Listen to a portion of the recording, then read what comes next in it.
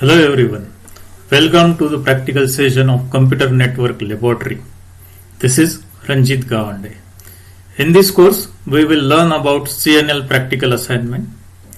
Our aim is to learn computer networking and its administration for providing security to the network. So, we can protect our valuable information and secure the network. So let's begin with the quick overview of our previous session.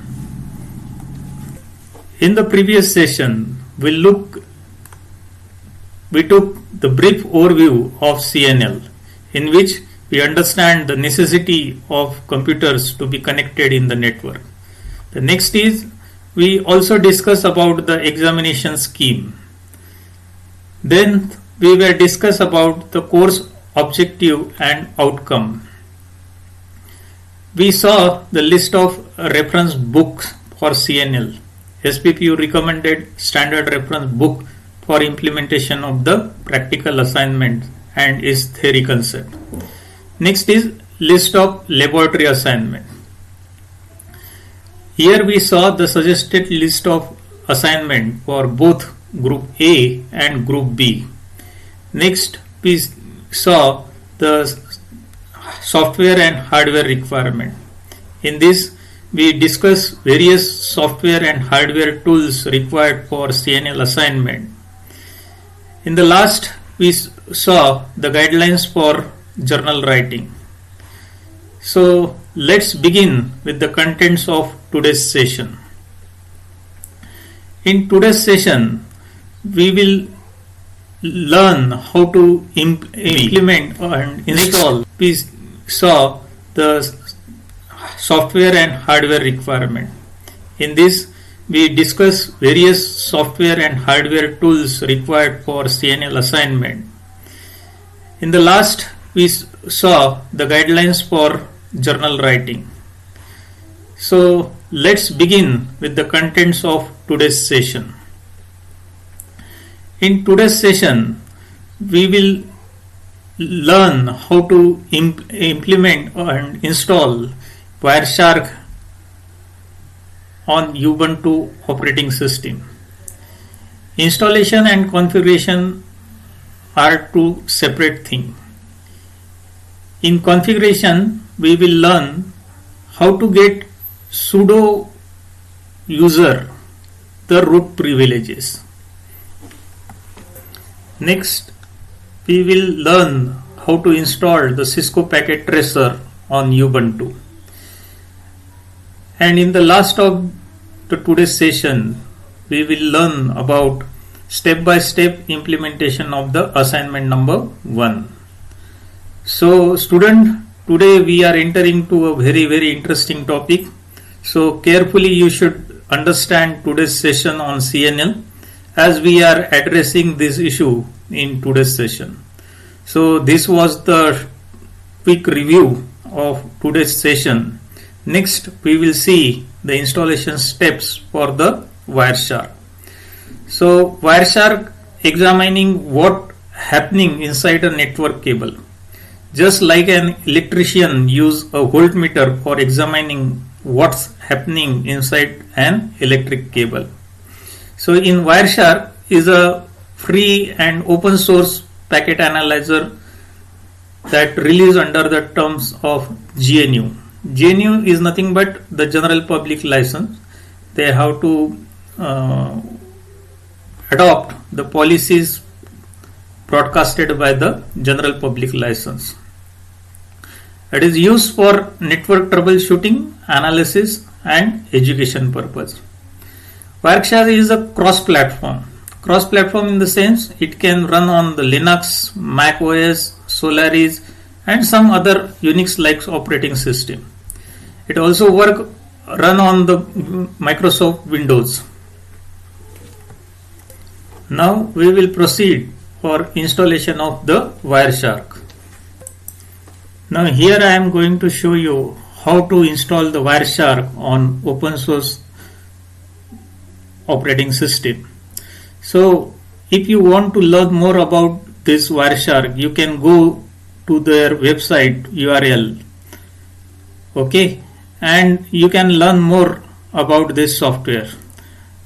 In order to install Wireshark on Ubuntu 18.04 LTS, we required follow these steps. Okay, so first we have to open the terminal. So let me adjust this window and open the terminal.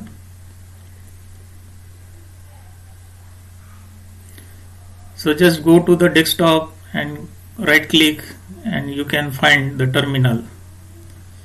You can see here we have a terminal and here we have a file. So after that we have to add the Wireshark a stable official PPA. PPA is nothing but personal package archive. So for this we have this command. So command is sudo space add apt repository space PPA.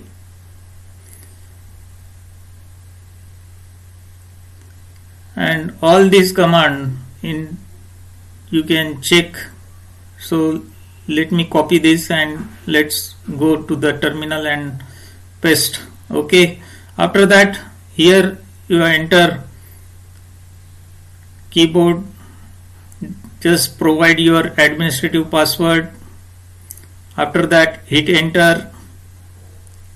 You can see the message.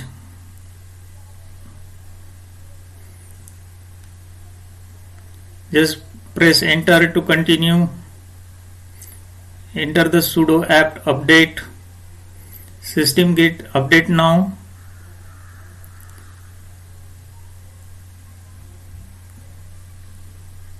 Now you have to write sudo apt install Wireshark.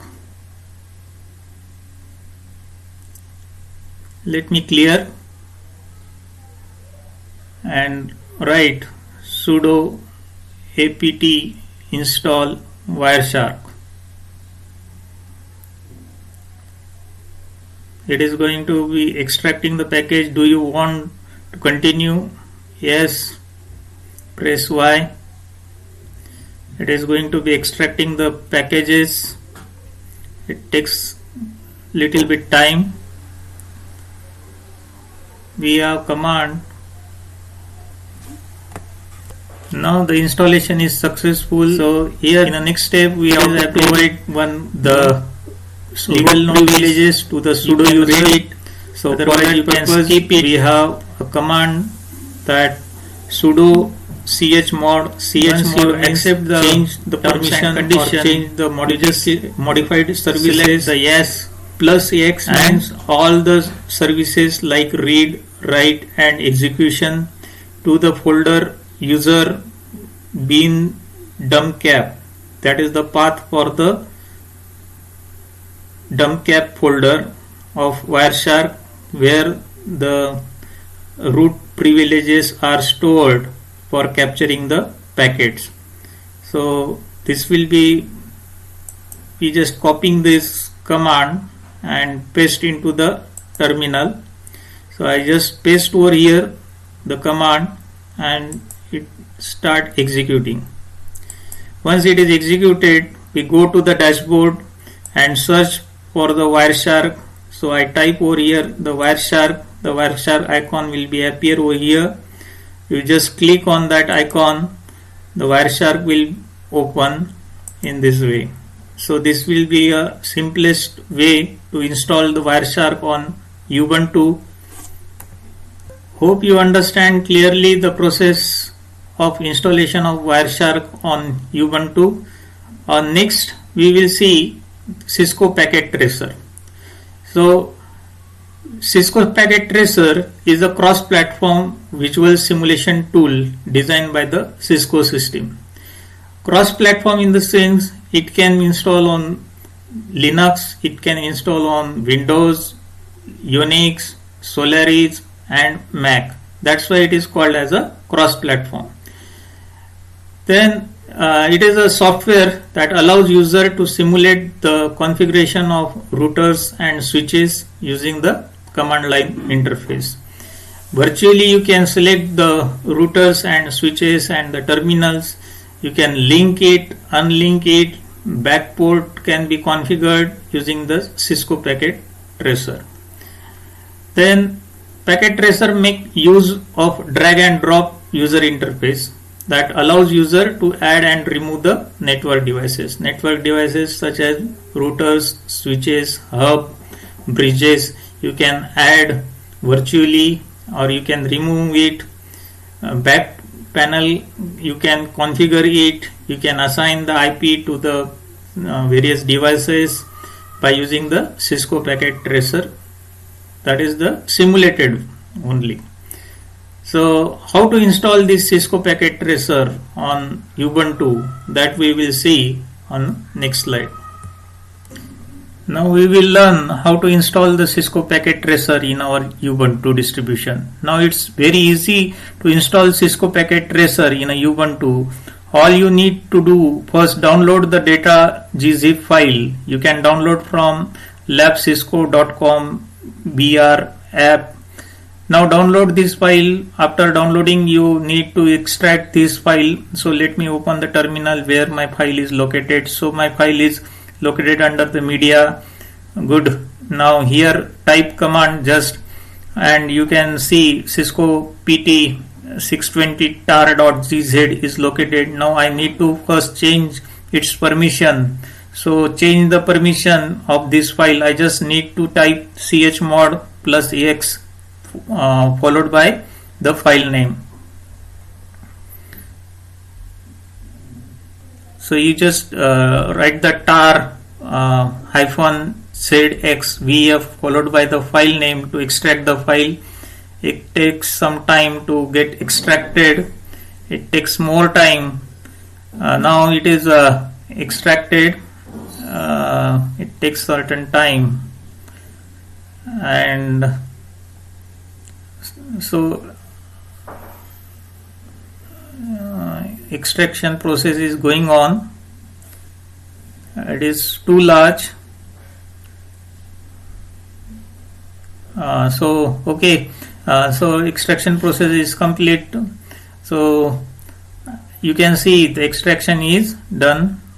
Our directory is packet tracer, which is already I have created. I just put the ls command to see where exactly the file install.sh and set environment variable.sh. These two files are important, so I just write the bash file to for execution of the installation of the file. Just if you are interested, you can read this instruction, otherwise you can skip it and hit the enter button to proceed for the next until you reach to the 100. You just press the yes to accept the terms and condition. It will ask for the default path. I agree with that default path. There will be no hazard to select this path, so you just say yes.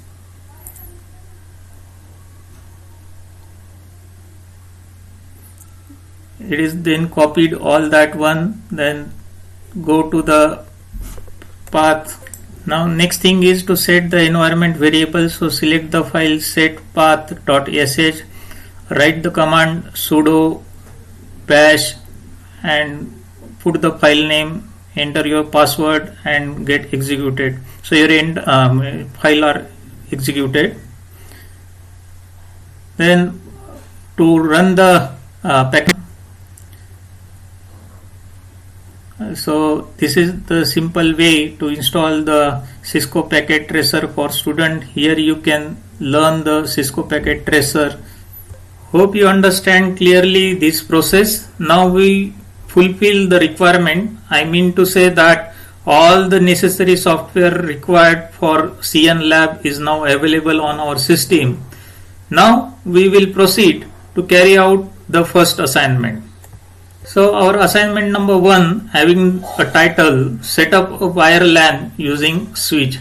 The detailed problem statement is mentioned as set up a wired LAN network using a layer 2 switch, means we required a 24 port switch. which is having a 12 ports on upper side in a first layer and 12 ports in a second layer. And then we required one IP that switch and connect 4 computers. So it includes the preparation of cable. We need to prepare a cable, then testing of a cable using a line tester, then configuring the machine using the IP addresses, and whether this crimping of the wire is successful or not, whether the configuration of the PC is successful or not, that can be tested using the ping utility. Then we have to demonstrate the ping packets captured using the Wireshark packet analyzer tool. So this is the detailed problem statement. Now we will proceed to learn the requirement for this assignment number 1.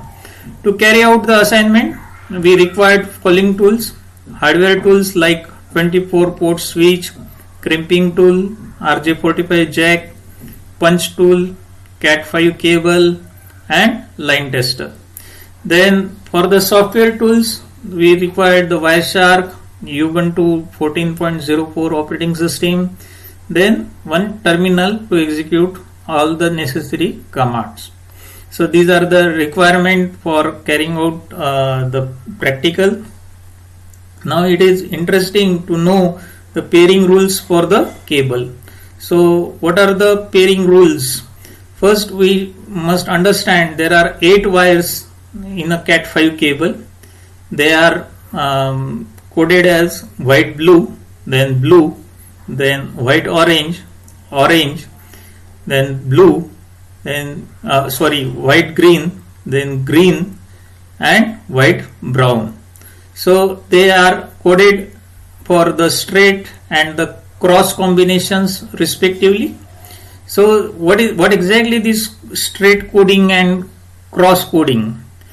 To connect the different devices, connection among different devices, we required the straight connection for node to node communication. For that purpose, one end should be straight and another end should be cross. For switch to node connection, we required straight to straight connection at both the end of the cable. And for switch to switch communication, we required one end should be straight and another end should be cross. One question might be arises in your mind, why we required in switch to node as a straight to straight? Because you know that from one end which is connected to the computer and another end which is connected to the switch, when you trying to connect with the another computer, then switch have its internal connection for that port that will be in a fashion of cross. So we require straight to straight instead of when we connect directly without switch two computers or the two nodes, then we require straight to cross connection. So here I am just showing you the one end for the straight to straight connection. First pin should be orange white. So you have to select the wire which is having a band orange white, then you have to select the orange, then white green, then blue, then white blue, then green, and white green, white brown, and lastly it is brown. So that is the color combination for the first end. Now at the another end we have to connect the green white first, then green, then orange white, then white brown, then brown, then orange, then blue, and lastly you have to connect the white. So that is the color coding for the straight connection. So these are the things we required to memorize. So up to this point we briefly discussed the hardware aspect of this assignment. Now we will proceed for the software configuration part. So next is what is IP. So IP, it is a internet protocol, a set of rule for routing and addressing packets of data so that they can travel across the network and arrive at the correct destination. So IP basically carrying the load of the data. And IP version 4 addresses are composed of two parts. The first part is nothing but the number of addresses specify the network, while the latter number specify the specific host. So this is the specific host, that is the 170, that will be a specific host, and here it will showing the network address that indicates it is a class C address in which the 255 computers can be connected in a one hop. So these are the IP addresses. Then we required one subnet mask. That subnet mask, which is a part of an address, is in a network part, which specify the specific host of that address. Means it specify in a first hop there will be a 252 computers are connected, and suppose I connect more computers, then instead of the 0 I have to put .1. So next 252 computers I can connect in a next hop. So these are the things associated with the subnet mask. You can get a room, or you can get one hop in which you can connect number of computers. So that is the requirement we required to configure our 4PC with the specific IP addresses and specific net mask to communicate with each other. Next we will see how to crimp the cable with the help of crimping tool. So just we have learned the color coding of the coaxial cable, that is the Cat5 cable. So I already unsealed the cable for you people. So here you will find that there will be a 4 pairs, that each pair containing the 2 wires. So there will be a blue, brown. Once it is separated, we have to arrange as per our color coding. So do you remember the color coding for the straight cabling? The first is the white orange. So we select the white orange. So here if you see, I straighten the white orange. After the white orange there will be a orange, that will be a complete orange. Now after orange there will be a white, blue. So I select white, blue. After the white, blue there will be a complete blue, dark blue. Then after the blue there will be a green. So I just taking the green. After the green there will be a white, brown, and in the last there will be a brown. So we arrange all the cables in a proper manner for the straight coding, as we are connecting our computers in a switch. So for PC to switch we require the straight connection. So this uneven wire we will be converted into the even. So by taking the crimping tool we will make it in a certain even position.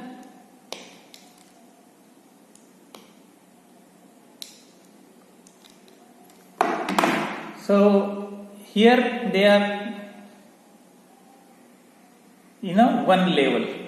Now this is RJ45 jack, which is having 8 terminal, and the notch should be at the bottom side. so that you can easily identify its left hand side and right hand side. On a left hand side, that will be a terminal number 1, so that should contain the white orange. So we insert properly our cable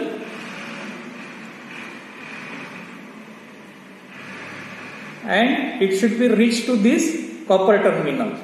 These copper terminal are having notch, inbuilt notch that will tear the insulation of cable and touch to the copper wire. Now this is the crimping tool.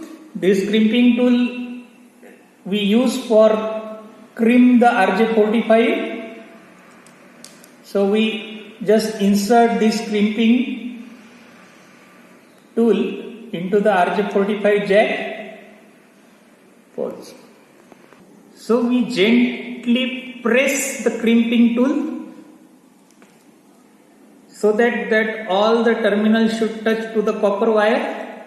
Once it is gently done, then we remove this unnecessary part, that is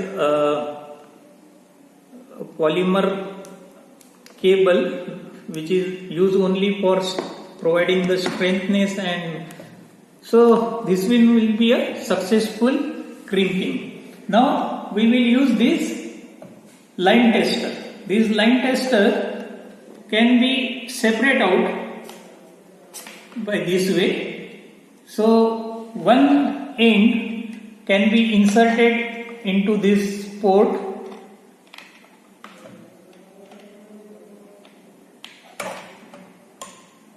and another end we will use to connect here. It will show the crimping tool whether our crimping is successful, so that or all the terminals should touch to the copper wire. Once it is gently done, then we remove this unnecessary part, that is polymer cable, which is used only for providing the strengthness, and so this one will be a successful crimping. Now we will use this line tester. This line tester can be separate out by this way. So one end can be inserted into this port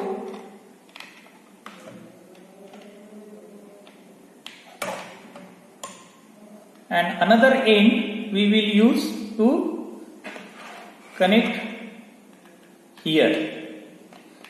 It will show us whether our crimping is successful or unsuccessful.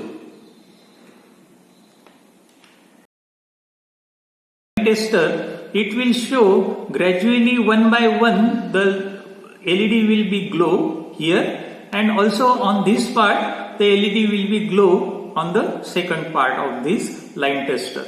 So it will be showing us that the crimping is successful. Now once this is done, we will put this one end to the computer and another end to this switch. As per our assignment, we have to use the layer 2 switch. This switch is unmanageable switch. In manageable switches, you can configure that particular PC should on at particular time or as per the schedule, but this is purely a unmanageable switch. There will be one important question arises during the oral. The examiner may ask you what is difference between switch and hub. As both the things are looking same, but in switch you will get the full bandwidth, while in hub the bandwidth is shared among all the hosts. So that is the basic difference between switch and hub. So I am using this unmanageable switch. You will observe that 12 ports at the layer 1 and at layer 2 there are again 12 ports. So one port I will be used as an input to this network. So I can connect more than 23 computers or 23 nodes. I can connect to this switch. So once I provide the power, the particular port number LED will be blinked over here. So this is the switch. Okay. So next we will connect this another end to our computer and we will configure the IP address of that computer. So let's begin for the IP configuration. Now we successfully trim the cable, prepare the cable, we test the cable using the line tester, and it is also connected to the switch. Switch is also now going to be powered on. We connect the cable to the various computers. Now it is time to configure the IP of individual system. So to configure the IP, you should go to the setting. You hear the way of setting the IP of your system. So here you will be find one network icon. So you just click on this network icon. On this network icon, we are not interested in wireless networking yet. We are not studying this network proxy. We are interested in wired. So you just click on the wired, select the option. One window will be open. In this window, you have to select the tab IP4 setting. As we are using the IP4, that is the version 4, which is having the 32-bit addressing system. So here you have to put the IP of your system. So here I already put one IP. You can change it or you can remember this IP. This IP is a class C IP. It indicates how it is recognized. It is start from the 192, and so each IP is separated by the dot. So each octet is represent one 8-digit binary number, which is a logical address actually of the system, which is converted into the octet. 192 that will be separated from the 162 by the dot operator. So there are total 4 octet. That is the first octet 192, second octet is 168, third octet is 1, and fourth octet is 170. So all the 4 PCs should have the unique IP. If the IP is same, then packet may be lost and the communication cannot be established between the two systems.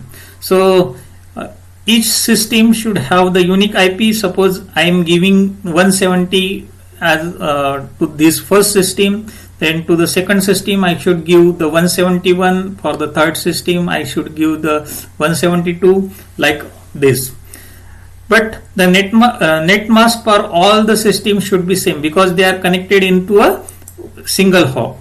We didn't require this gateway, so I delete this gateway because gateway is required for getting the internet services from the ISP provider. That will be a one static IP. Actually, gateway is a one kind of static IP assigned by the ISP provider to our home network or the college network, wherever you are using the internet. We doesn't require the DNS right now. DNS is the domain name server. That is rightly we are not required. So only the two things are required, that is the IP and the net mask. So you just save it.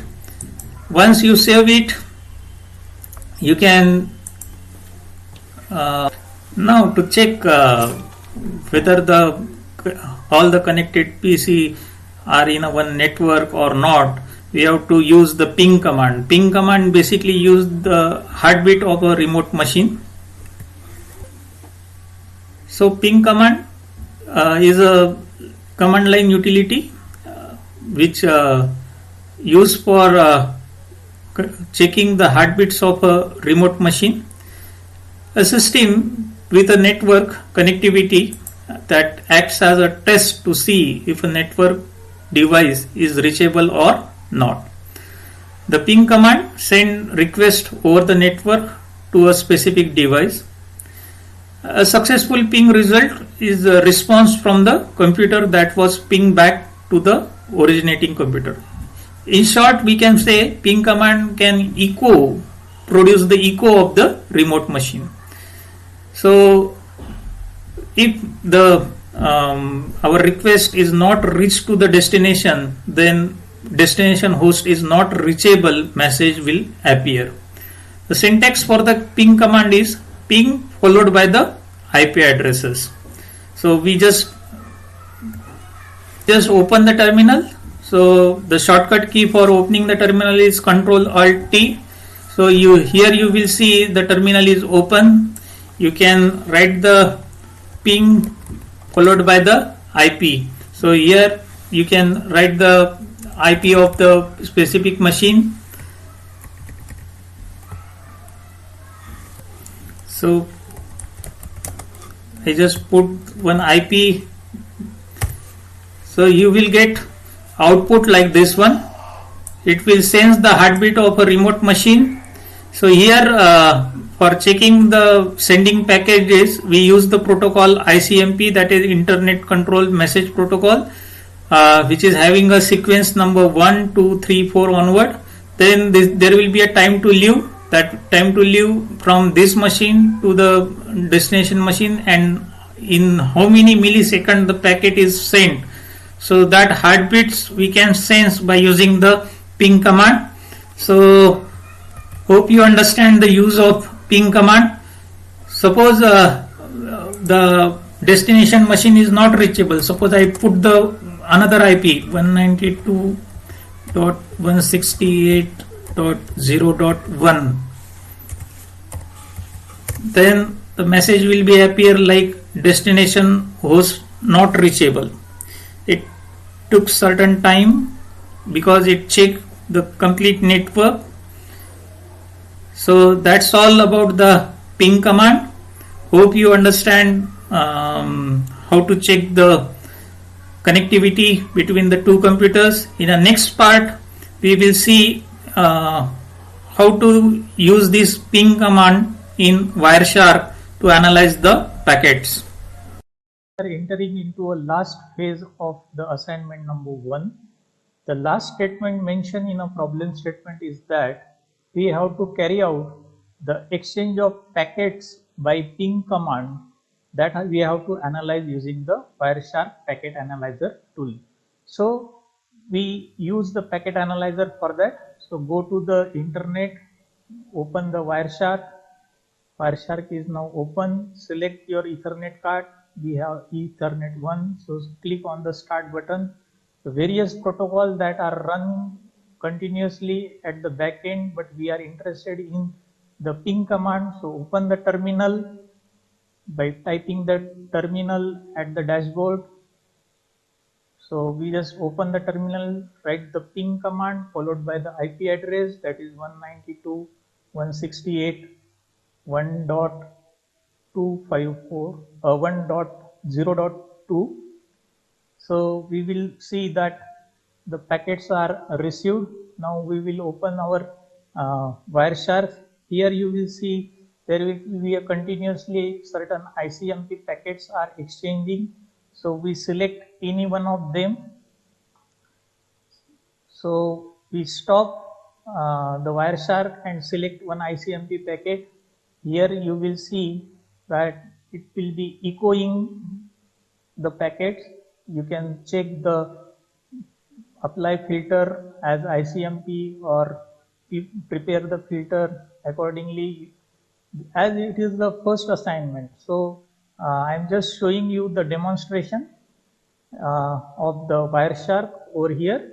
So here you can see the frame, then Ethernet 2, then Internet Protocol version 4, then Internet Control Message Protocol.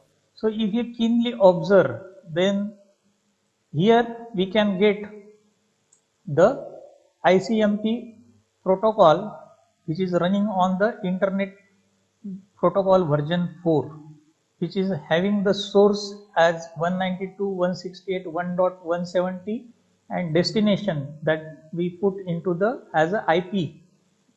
So 192.168.0.2 we set as a destination IP, while our source IP is 192.168.1.170. So that details are not being available at the command prompt. At the back end, our command ping command is running, and that is exchanging the packet. So Wireshark will analyze that packets. So that details can provided by our Wireshark. That is my objective, to show you the Wireshark. Then here we have seen how Wireshark is used to analyze the packets for the ping command. So next, what are the oral questions that probably may be asked during the practical examination? So questions may be like, what is a network? What is RJ45 connectors? What is IP address? Then what is color combination for cross and the straight cable? What are different networking devices are required? So all these things we already discussed in today's session. So you may able to answer this question very honestly. So we just summarize our today's session. In this session, we had learned how to configure and install Wireshark and Cisco Packet Tracer. We have also described the implementation of assignment number 1. And in next session, we will learn about basic of serial communication. Our assignment number 2 is based on the serial communication. So we have to write a program in G++ to transfer one string at a time and one file at a time. The fundamentals associated with serial communication are available in our textbook, that is Software Defined Network, popularly known as the SDN. So you can take a review of what exactly the serial communication from that book. So if you have any query, feel free to write your queries on our Google Classroom. So thank you very much. Have a nice day.